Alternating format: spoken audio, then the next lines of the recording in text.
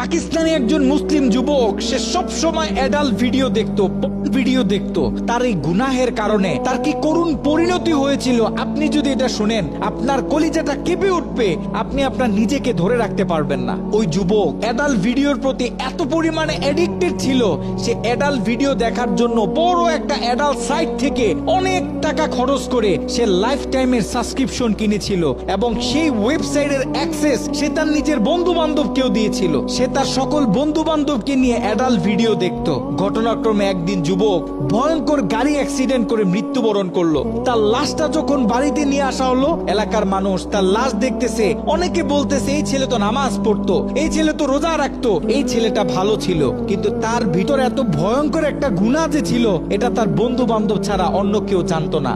সকলে মিলে তাকে দাফন করে যখন বাড়িতে চলে আসলো, ওই ছেলের মা গভীর রাত্রে মোনাজাতে আল্লাহর কাছে দোয়া করতেছিল, আল্লাহ, আমার ছেলে যদি কোনো ভুল করে থাকে তুমি আমার ছেলেকে ক্ষমা করে দাও। আমার ছেলের কোনো গুনাহের কারণে তুমি তাকে জাহান্নামে দিও না, তার কবরটাকে জান্নাতের টুকরা বানায় দাও। দোয়া করতে করতে মা এক পর্যায়ে ঘুমিয়ে পড়লো।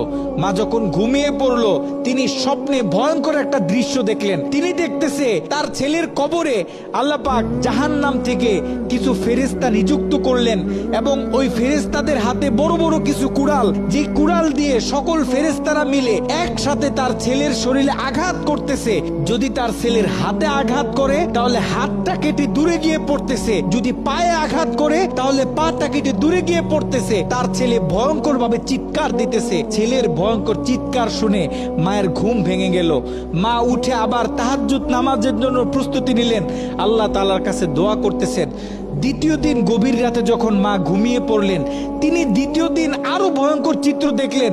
যেখানে প্রথম দিন 8 থেকে 10 জন ফেরেশতা দিয়ে আল্লাহ পাক তার ছেলের উপর আযাব দিতেছিলেন, সেখানে দ্বিতীয় দিন 30 থেকে 40 জন জাহান্নামী ফেরেশতারা তার ছেলের উপর আযাব দিতেছিল। তার মা আরো ভয় পেয়ে গেল। তৃতীয় দিন গভীর রাতে ওই ছেলের মা যখন আবার ঘুমিয়ে পড়লো, তৃতীয় দিন তিনি খেয়াল করলেন 50 থেকে 60 জন জাহান্নামী ফেরেশতারা তার ছেলের উপর আযাব দিতেছে, তার ছেলের উপর আক্রমণ করতেছে। তার ছেলে ভয়ঙ্কর ভাবে চিৎকার দিতেছে।